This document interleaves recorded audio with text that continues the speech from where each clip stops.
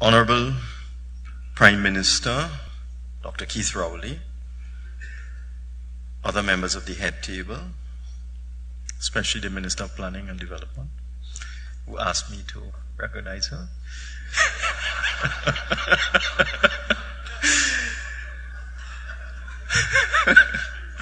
My cabinet colleagues, our Master of Ceremonies, Honourable Stuart Young, Minister of National Security, members of Parliament, members of the business community, especially those members who have very graciously agreed to be part of our panel discussion in a short while, permanent secretaries, mayors and chairmen of regional corporations, senior government officials, permanent secretary, Ministry of Finance.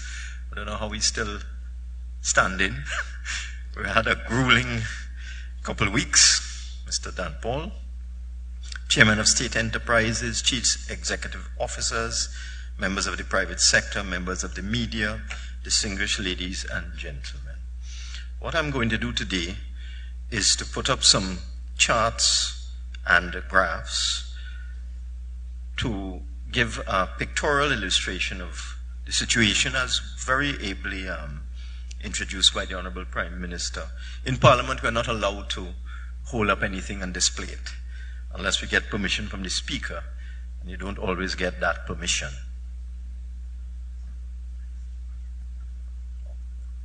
Thank you, Corey. So, this graph gives some idea of the stress this country has gone through.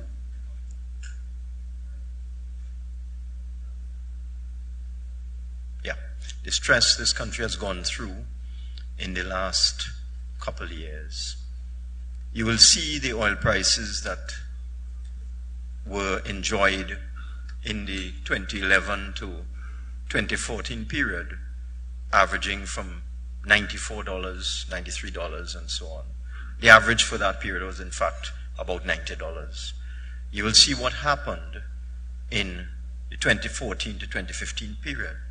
There was a precipitous decline from $93 in 2014 to $48 in 2015. And then it averaged at 43. It kept going down. In fact, in February 2016, I always remember this, oil hit $26. It's climbed back up marginally, but we're not out of the woods. And the international oil market now is very unstable. Recently, there were some issues in the Middle East, airstrikes in Saudi Arabia. Oil jumped up to $60 and everybody thought it would keep going up. Well, look at what has happened. That didn't last. Within a week or two, it dropped back down to $50. So that's what we've had to deal with. The lower part of the graph is gas prices. It starts in 2008, but if it went back to 2006, 2007, we were in fact enjoying gas prices as high as $13 per MMBTU. You see what has happened in the last several years? We're barely averaging $3. So to drop from $13 in 2006-07 down to $3, which seems to be the norm now, you can understand what this has done to our economy. That's not all. Look at petrochemical prices. We haven't been enjoying favorable petrochemical prices either. You can see a steady decline in ammonia, urea, and methanol. And all of this impacts us because our major sources of revenue are oil, gas, and petrochemicals. This is the situation with respect to our GDP. The blue line below shows you what happened. We were very flat from 2011 to 2015, and then tremendous decline when oil prices collapsed from $90 to $26. And now we have a steady climb back up, but as I said at the Chamber of Commerce, what is rescuing our economy is not the energy sector really, it is the non-energy sector, and that has been a bulwark of this economy. That growth that you see from 2016 going up to 2019, it's all in the positive direction and upward direction. That is not just energy, because we struggled until about 2 years ago with gas production. We're now getting it back up. It's gone from 3.3 billion standard cubic feet a day, up to about 3.7. But it was the non-energy sector that was keeping this country whole, especially financial services and distribution and manufacturing. The green line is inflation, and you'll see it's almost zero. In fact, in the Global Competitive Index, which was issued yesterday or the day before, we are listed in that document as having the lowest inflation in the world, believe it or not. And that is no mean feat. That has managed to keep prices stable and managed to keep the cost of living down in Trinidad and Tobago. And that is a policy decision of this government. One of the reasons why we did not devalue the dollar was we were very conscious of the fact that if we did, we'd go up to the kind of inflation figures. Look at what was happening when the economy was overheating back in the 2007 period. Look at inflation, 15%, 10%. Now we're down to 1%. In fact, in 2018, we hit 0.9. Again, this will give you some idea of revenues. You can see the drastic change between the 2014-2015 period and the 2016 period. And the one I'd like you to look at is the red bar. That's energy sector revenue. You see it was steadily increasing in the period 2011 to 2014 and went way down in 2016, and now it's creeping back up. But what was saving us was the revenue from the non-energy sector. Again, this illustrates what's happening with our economy. We had significant drop in revenue, down to very low levels in the 2016-2017 period. That was the hardest period for this government and for this country, and now it's going back up. This is oil revenue. This is a very good illustration of what has been happening. In 2008, 2009, 2007, look at what oil was contributing to the economy, 45%. Look at what happened in 2017, 1.2%. It's an incredible reduction from 45.1% down to 1.2%.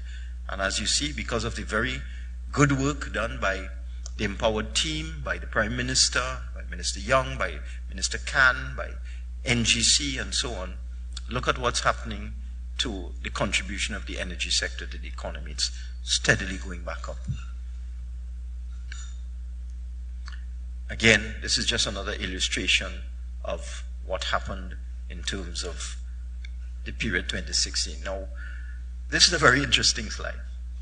The tax amnesty, I was amazed. In 2016, we had a tax amnesty, and we had targeted $500 million. We got $750. So that when we decided to have a tax amnesty this year, as we prepare for the Revenue Authority, I thought maybe we'd get 700, 800 million tops. I was told about the figure about a day before the actual numbers came in. I could not believe it. So I told them double check and triple check. And it was real. The tax amnesty netted 2.38 billion, 2.4 billion. Look at where it came from.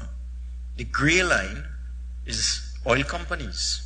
Look at that. $750 million came in taxes just in that 3-month period this year from the oil companies. The light blue to your left, that's corporation tax. Again, companies stepped up, gave us almost 600 million. The dark blue next to the yellow is withholding tax. That's foreign companies. They also stepped up and gave us $431 million. And then individuals, value-added tax, PAYE, these were all much smaller. But the huge contributors, because that's what the Board of Inland Revenue told me. They said the big taxpayers, they targeted them, they spoke to them, and they stepped up. And I want to congratulate the Inland Revenue Division. That's an amazing, amazing performance. They always get a lot of stick from me and others, but they did very, very well this year. Fantastic. That has helped us a lot. Normally we would go into a budget period with the overdraft at about 95%. You heard what the Prime Minister said. It's a feature of Trinidad and Tobago that permanent secretaries wait until July and August. And then they wake up, and then we start to get masses of files coming to the Ministry of Finance because they're all trying to spend what remains in their allocation. So September is always a very, very difficult year because there's all these demands. And checks are written in September that hit you in October and hit you in November. So October and November are the most difficult years for our government. But believe it or not, we went into October with an overdraft of below 90%. And that's all because of the tax amnesty. In fact, it went down to 82% because of the tax amnesty. It's now back up to about 87, 88. But it's really a feeling of relief for us in finance that we don't have to hustle and go and do short-term borrowing and so on to pay our bills in October and November. So that amnesty really helped us out. This is just another illustration to show you what's happening. We went down in 16 and we're coming back up now. Again, this is another illustration. The worst period for this administration was the 16-17 period, and again, our revenue is climbing back up for a number of different reasons. Better collections, reform of the energy sector regime, some additional taxation, and the revenue is now on the way back up. But still, we're not out of the woods yet. And that's why we had to have a deficit budget this year. This slide, if you go right over the extreme right on the top row, we spend almost $10 billion on personnel expenditure in the public sector. And look at where it was in 2008. And in 2008, we had budget surpluses. I remember 2007, the then Minister of Finance telling me the budget surplus for that year was $10 billion. Can you imagine that? A budget surplus? The government had so much money in that period, they couldn't spend it. And it ended up with a surplus of $10 billion. But even then, with those very strong revenues, public sector expenditure on personnel was only $6.9 billion. Now, with our depressed revenues, look where we are, $9.5 billion. That's one of the problems that we have had to grapple with, and it's because of wage increases in the 2011 to 2014 period. That sent everything sky high. And you can see it here. This is a graphical illustration. You see the back pay is kicking in. Prime Minister spoke about that. It's actually $6 billion, Prime Minister, that we have to pay in back pay coming into government with oil price crashing to $26. And that's what we were faced with. But we've managed. We managed to survive. Again, this is just an illustration of how much we spend on salaries, 18% of our total expenditure. This is the fuel subsidy. Look at this. In 2014, this country spent $7 billion subsidizing fuel. That was a period when oil prices were $90, $100. But to spend $7 billion on fuel, it just wasn't sustainable. We just couldn't afford it. And that's why we've reduced the subsidy over time. It has caused an increase in the price of petroleum products, but it was unavoidable. Let's just skip this slide. Now look at this one. This is an interesting slide. The red dots on the top are expenditure. The blue dots just below, revenue. Let's go to 2010. Expenditure was $46 billion. Look at how expenditure grew. 46 to 51 to 52 to 57 to 62. Then oil prices collapse. And look at what we have had to do. We've had to drop it from 62 down to 52 to 50 to 48. There was a particular year there in 2017-18 where we just couldn't raise the revenue and we could only spend $48, $49 billion. Look at the gap between revenue and expenditure, that top line. Even though we dropped it down and we cut 20% out of government expenditure, look at where the revenue was. Revenue was way, way, way down. Look at revenue in the 2008-2009 period, it was almost $54 billion. Look at where it was in the 2017 period, 36 billion. That is what we have had to grapple with as a government. You had a country whose expenditure by the government went from 46 to 62. There wasn't a commensurate increase in revenue. Revenue was always below expenditure. And the country became accustomed to a $62 billion government budget. We just couldn't keep that. We couldn't sustain that. And that is why we set ourselves our target of 50, 51, 52 billion, which we can barely afford, by the way. But everything, it's improving, and that is why we believe our account will come into balance in the next couple of years. This graph I find very interesting. The green line and the yellow line are our balance of payments. Started off pretty good, crashed in 2016 when oil prices dropped to $26. And as you could see, a steady recovery in our current account and our balance of payments, right up into surplus. This valley demonstrates for me what has happened in the economy and what we have done in terms of recovering, stabilizing the economy. Again, this is an interesting slide.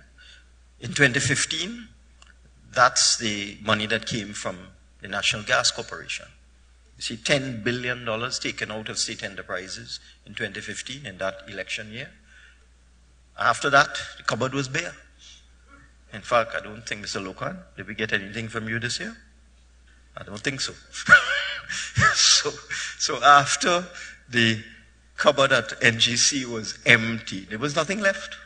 So that was a huge source of revenue, though, for a previous government. If you look, it went up to 5 billion, went up to 10 billion, so that they were able to rely on reserves that were at the NGC. We have no such flexibility. The Heritage and Stabilization Fund, steady growth. When we came in early, there was a lot of hysteria about the fund, you know, we would crash the fund. When we withdrew money from the Heritage and Stabilization Fund for the first time in the first 2 years, we have withdrawn a total of 637 US million from that fund, but the actual value of the fund has grown by 600 million.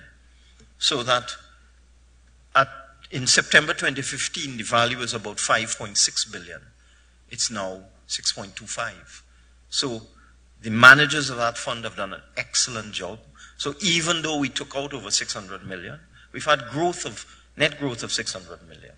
So that in effect, the fund has earned in excess of $1 billion US over the last 4 years. And the good thing about the Heritage Fund, when you access the fund, it does not increase your public debt. You get US dollars. It has two benefits. You get US dollars that go into your foreign reserves, and you don't increase your public debt when you access the Heritage and Stabilization Fund. So it's a very useful tool, very useful fiscal tool. But we've been very careful, and the fund has in fact grown to where it is at 6.25 US billions now. Reserves, the Prime Minister spoke about this. We had a lot of advice from the experts. Devalue the dollar, send it to $10, send it to $12. Well, we've explained that we couldn't do that because it would have had a severe inflationary effect. And there would have been demands for increased wages. It would have wrecked the economy as far as we were concerned. We were told that if we don't devalue the dollar, reserves would evaporate in 6 months. It hasn't. We're still at $7 billion US. We still have 8 months of import cover after 4 years. So that, notwithstanding what we were told, we've managed this very well as well.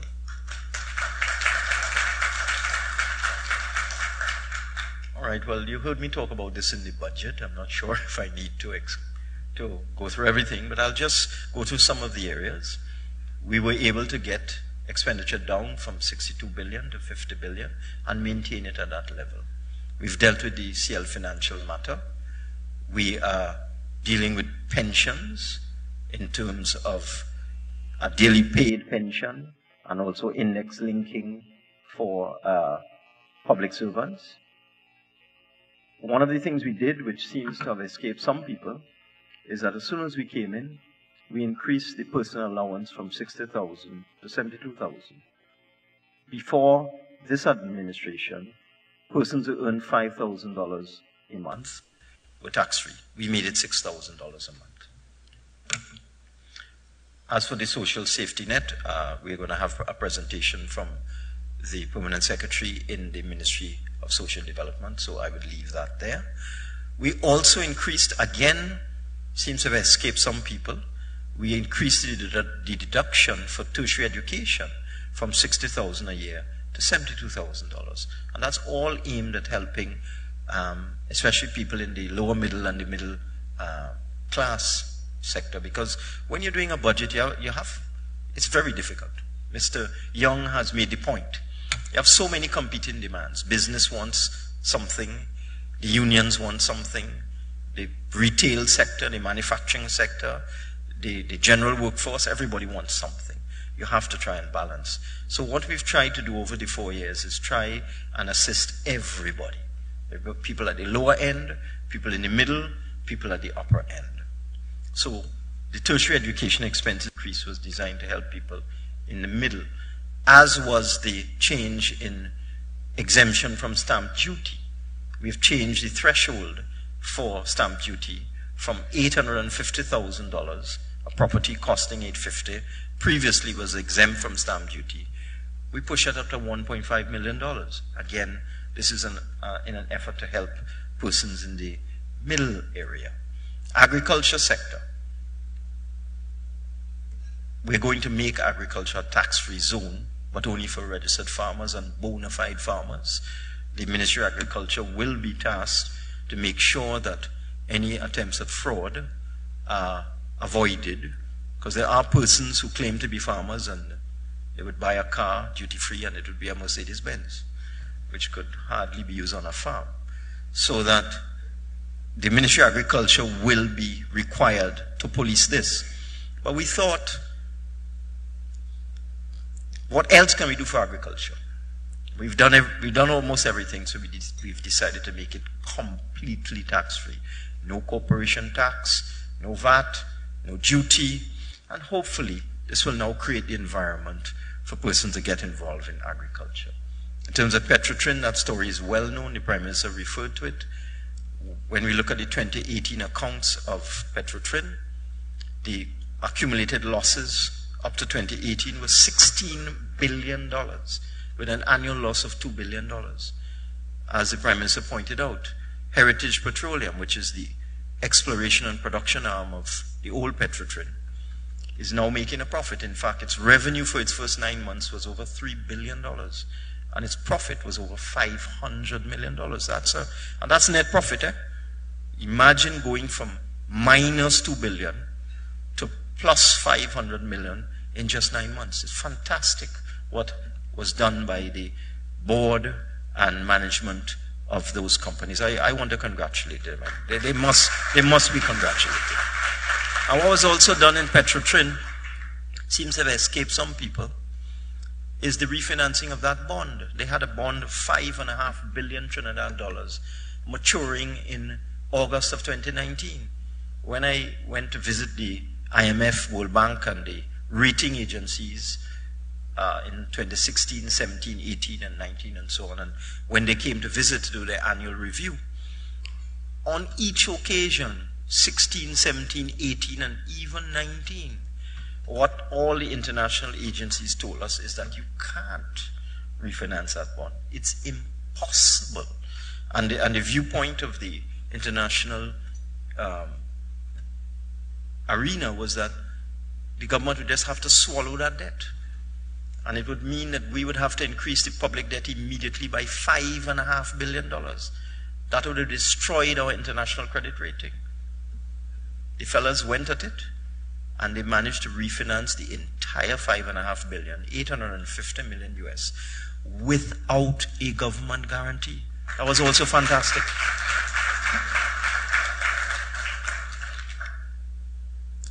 The Prime Minister spoke about the Magdalena and Grand Beach. We've been in discussions with the Apple Leisure Group now for some months, and we're taking our time. We just want to make sure it's done properly. The Apple Group has shown tremendous interest in the Magdalena Hotel. In fact, the representative who came to meet with us told us that he's tried to get involved in the Magdalena 3 times, and it never worked out. But he's very hopeful that this time it will work out. Now, the Apple Leisure Group is the largest provider of charter air services in the United States. I mean, the largest. It is the largest vertically integrated resort company in the United States. Its subsidiary is called AMR Resorts. It has resorts all over the Caribbean, Central America, North America, South America. And I think, and what's good about them, once we reach agreement with them, they bring airlift. And that is something that Tobago has struggled with. And that was a thing with Sandals. Sandals was also bringing the people. Well, Apple as well, in fact, had a little joke with the guy. I said, I didn't know anything about Apple Leisure Group. I said, how do you compare with Sandals? He said, we're bigger than them. So it was quite an interesting conversation. But they are a huge operator, and they are expanding in the Caribbean. And if we can reach agreement with them, it will be a tremendous fillip for Tobago, because they'll brand the hotel as one of their hotels, and they will provide the necessary airlift and the necessary visitors for the hotel, which is what any serious resort needs. Seabridge. The Jean de Valette has come. When I saw photos of it before it came, I couldn't believe it looked like a luxury hotel to me. I haven't traveled on it yet. I intend to do so in a week or so. But I understand it's making the trip in 2.5 hours. It's a very luxurious, a very comfortable boat. And it gives some inkling as to what Tobago will get in about a year or so, when the 2 new fast ferries that are under construction in Australia, there's one being built by Austal and one being built by Incat. And what the negotiating team decided to do is not put all our eggs in one basket. There are 2 world-class fast ferry manufacturers in Australia, Austal and Incat, and the viewers, let's get one of each. And those boats will be at the level of the Jean de Valette and better, because they are state-of-the-art modern craft. So that when those 2 boats come in, the Seabridge will be in a great place for many, many years to come. Hospitals. We have a lot of hospital construction taking place. Arima, well underway, almost finished. Point Fortin, well underway, almost finished. Sang de Grande, the sod was turned just a couple of days ago. Diego Martin Health Center, due for completion.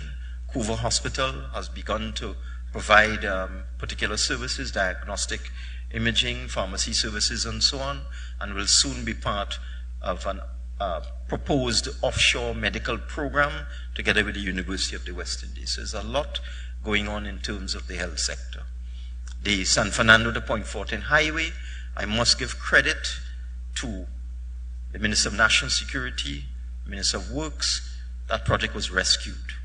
We were able to recover as a government $1 billion in performance bonds and advance payments bonds that the contractor who had gone bankrupt had posted with international banks. And that $1 billion was very, very helpful in the early days when we were able to get moving and award contracts to local contractors. Everything on the San Fernando to Point Fortin Highway now is totally local, Trinidad and Tobago contractors. And in fact, I was quarreling with my colleague, Mr. Sinanan, the other day. I had driven down to Point Fortin. I went all the way to Cedros, actually. And I saw all the work taking place, and I said, Rohan, what's wrong with you? You're supposed to be promoting this. I mean, for those of you who go down to the Southland, the highway construction work taking place between Gulf City and Paria Suites and Mosquito Creek and in the Otaheite area, the Ruzelak area. Fantastic. So that we are very assured that by the end of next year and into January of 2021, we'll have a first-class highway fully completed by this government all the way to Point 40. And the area that is of most interest to me is the Mosquito Creek area. Everybody who travels in that area will know when you have a high spring tide and a strong wind, you're going to get salt water coming into the Mosquito Creek. Well, that will be a thing of the past within the next year or so. The Valencia-Toco Highway, the Churchill Roosevelt extension of Manzanilla. Some people are asking, what are we doing? And at the same time complaining that we're not doing anything, we have no plan to diversify the economy. We have decided that the northeast quadrant of Trinidad should be a growth hole. It's an underserved, underdeveloped area. The only way you can develop an area is if you put in infrastructure, so that all of these roadworks on the Toco Port are designed to create a hub of economic activity in the northeast part of Trinidad and Tobago, which has been neglected for so long. Look at what's happening in the south in terms of all of the work that has been done there, the industrial development. That's what we want to see replicated in the northeast area, but in a different way, of course, more focused on ecotourism and things like that. But certainly, the only way you can develop the country is to put in infrastructure. Look at the United States. Look at the network of highways they put in. The United States could never have developed from the depression of the 1920s to where they are now if they had not built a huge network of highways and infrastructure. So this is what we are doing in order to grow that part of the country.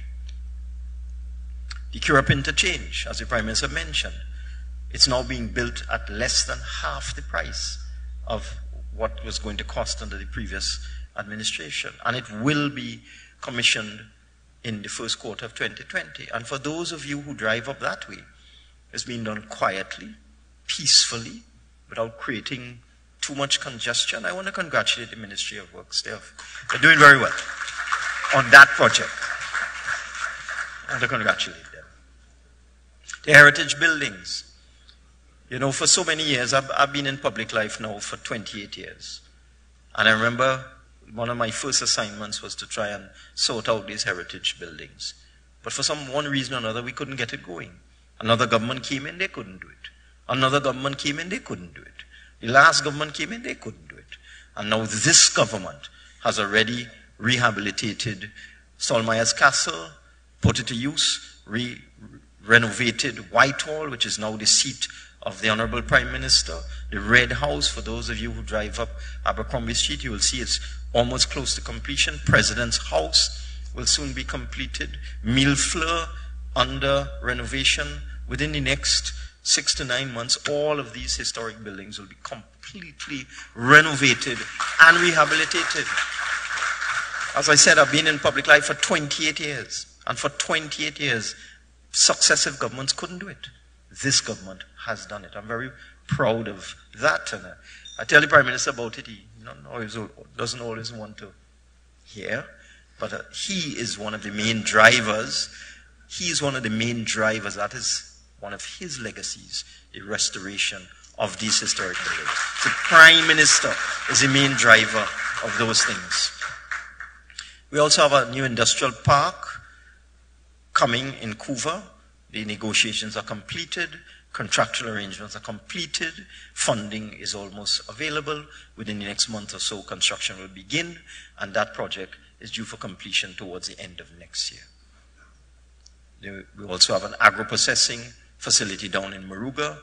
And the airport in Tobago. You know, I saw a commentator from Tobago complaining that we had only allocated 200 million for capital development in Tobago. And I thought to myself, the cost of the new airport terminal in Tobago is $870 million. That alone is almost 5 times the development program allocation for Tobago. And you know, it tells you that when people want to make a criticism, they don't deal with reality. Because if you went to the document, you would see that other state agencies, WASA, etc., will be spending almost $1 billion in capital expenditure in Tobago in this fiscal year 2020. The House of Assembly itself has been granted $230 million. And for the first time ever in history of Trinidad and Tobago, we've given the Assembly the capacity to borrow $300 million for capital development projects. So when you add that up, $1 billion from other agencies, $200 million to the House of Assembly directly, $300 million loan approval, that's $1.5 billion, and then add in the airport, you cross $2 billion. So that the capital injection in terms of physical development in Tobago for the coming year will be $2 billion, 10 times the numbers that I'm hearing from some of the critics. And that new airport will be modern, it will have loading bridges, it will bring Tobago into the modern era in terms of air transport. And that's not all. While that project is underway, we expect construction to begin around March of next year because it's a design build, so we expect them to start designs within the next month or two and construction in March. We're not leaving the existing terminal alone. The existing terminal was good when it was built, but it was built so many years ago. We are now going to upgrade the existing terminal building in Tobago immediately within the next 6 months. Construction should start within the next month or so and see what we can do to improve the passenger facilities in the existing terminal while the new terminal is under construction. I saw the procurement regulator outside. He told me I treated him well. I think he was talking about his budgetary allocation because we intend to work very closely with them to get this procurement arrangement going. In terms of border security, we have 2 modern Cape-class patrol vessels coming in 2020, and that is going to significantly strengthen our capability to protect our borders. Diego Martin Sporting Complex, a world-class facility, was opened this year. Carnage Fishing Facility in 2018, another world-class facility. The waterfront in San Fernando, I see the member for San Fernando West to say thank you, finally is going. And we have a lot of other projects underway. It's impossible to list all of them. And these are some of the budget measures I just thought I would highlight. We are removing this burden for pensioners to prove that they are alive. And it can be done by just matching the PIN number on the birth certificate with the records at the registry, because deaths and births are now integrated, are now digitized and integrated. I made the point at a chamber forum that in the 1990s, when another government was in power, I asked the then Minister of Transport, I think it was around 1999, could you please get rid of these ridiculous forms that we have to fill out when we come in? And he said yes. Never happened. So that it's going to happen in 2020. If you had been traveling to the United States in the last couple of years, you'd see how the states went. First, they took away the immigration form. Now, customs. If you go to Europe, no forms at all. You just walk in. They use machine-readable passports and electronic databases to deal with matching and recording where people are and where they're going. And this will ease up arrivals and business generally at our airport. Switch to LED bulbs. I heard some criticism of this. Not very good criticism. But I want to congratulate Guardian Media. I guess Guardian Media will be surprised to hear me say that. I saw a calculation done by Guardian Media on the television maybe a night or two ago. And it demonstrated the difference between an incandescent bulb, a fluorescent bulb, and an LED bulb. And whoever did that went on to work out the power requirements of each type of bulb, the life of each type of bulb, and then worked out the savings of changing out incandescent bulbs to LED bulbs, and came up with a figure of $280 million in savings. And I'm sure it's close to that. The power usage of LED bulbs and the lifespan of LED bulbs, there's no comparison between that and incandescent bulbs. We also want to try and encourage people to go to solar. We're putting in 100% tax credit for solar water heaters now, up to a maximum of 10,000. And next year we'll be looking at solar panels for other purposes, for lighting and electricity, and so on, to see what we can do there to encourage the use of solar panels. We've made some changes in the oil and gas taxation reform to reduce the amount of losses that oil companies can carry forward, and also to give them greater tax credits for exploration. We thought we should increase OJT stipends. We thought it's about time. And we also are increasing the intake to 8,000 trainees per year. The minimum wage, I don't think there are many people that are in disagreement with this. We've increased the minimum wage to $17.50 because we think that's a decent wage, at least at the bare minimum. And we're also increasing wages for people at the lowest end of the spectrum in CPEP and URP. The personal allowance at the airport, that hasn't been changed since 2005, so we thought it was unrealistic. We're increasing that to $5,000. We want to get people involved in sponsoring fashion, video, sport, art, so we've increased the tax allowance there from 3 million to 6 million. The index linking of public service pensions, that almost happened in 2009. There was a crash again in those days in the oil prices, so that the government of the day, I was a part of it, shied away from it. But I think it's only fair that public service pensions should be index linked. So we'll spend this year working out the formula as to how we can do that. Daily paid workers.